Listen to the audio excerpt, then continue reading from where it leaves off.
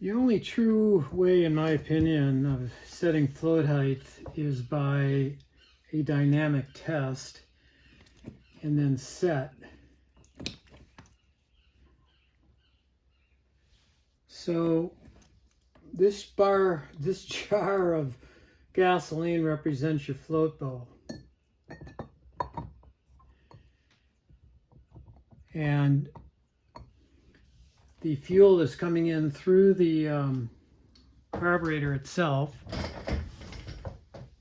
and then through the float needle and seat.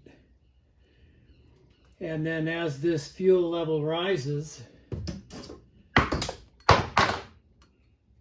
it should stop 1.5 to 2 millimeters below the surface of the jar, or that represents the gasket surface of the float bowl. So the fuel level should be 1.5 to 2 millimeters below that surface for proper float bowl shutoff or float height. So I'm running fuel in it now. And you can also measure the rate of inflow here, which is kind of cool. And if you siphon gas out, which I've done, it represents load, and you can see whether it's filling as fast as you're siphoning it out. So there it's shut off, and that's about, well, 2 millimeters, maybe a little bit more than 2 millimeters.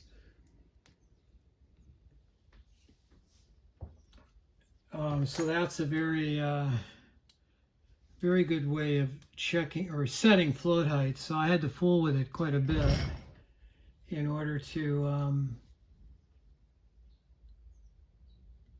that's 2 millimeters.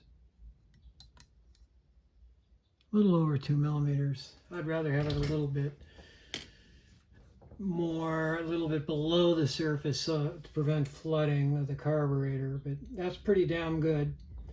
I'm going to let it go. I set up both of my PHF36s now and have those float heights set perfectly.